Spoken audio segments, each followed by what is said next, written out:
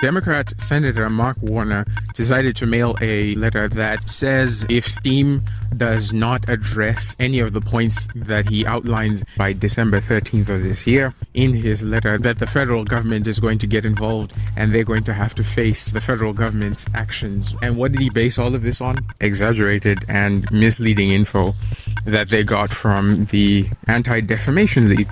They're saying Valve is allowing hate speech on their platform.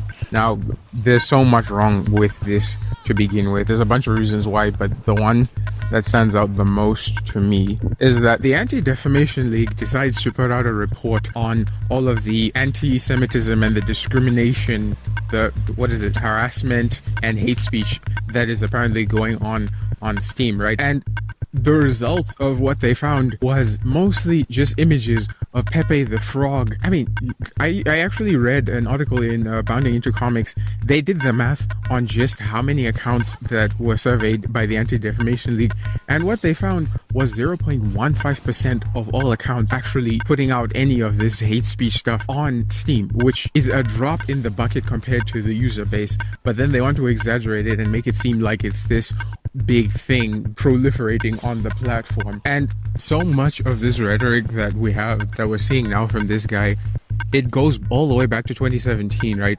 When the Democrats were like looking for scapegoats, or they were looking for reasons as to why Donald won the election and they lost. You literally had Hilary Clinton talking about how, Facebook, Twitter, and Google are enabling Russian bots. Like, they were wanting to go with the conspiracy theory that the Russian government had meddled in the US election using social media. And this is no different from that. He's literally doing the same thing, except he's decided to focus on Steam, which makes sense when you take into account the fact that the Democrats know that they lost the election, and they know they lost a lot of young men to that election. And the one thing that's been floating around so much is that a lot of online influencers, as well as like any platform that isn't actively promoting the Democratic talking points or isn't moderating in that direction, they're convinced that they gave young men the platform that they needed to congregate and vote against them. They lost again, and they're taking it out on whatever it is that they can find.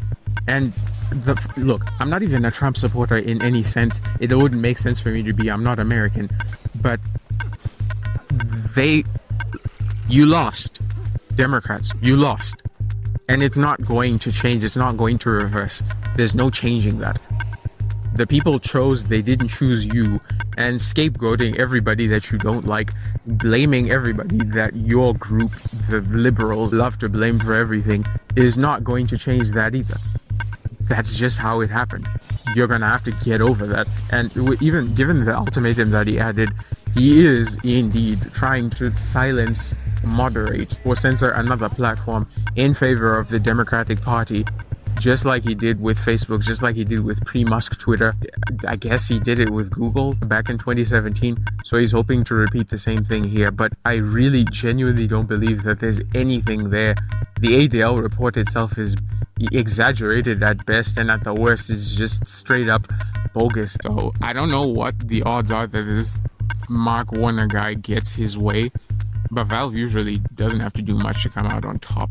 Usually all they have to do is, it's do nothing and they win. So in that case, we'll have to see. I left links to the letter itself that the senator sent, and the ADL information and all the other tidbits on this senator, and as to why he's bogus. It's all in the description. What do you all think? Leave your comments in the comment section below. And we can talk about it. I don't know, maybe y'all see it differently from me, but that's where I'm at on this.